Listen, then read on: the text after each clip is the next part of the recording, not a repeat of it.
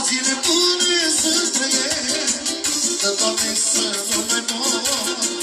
O nu duce prin păr și cu ce monedă să-i plătesc. Azi e nebune să trăiesc,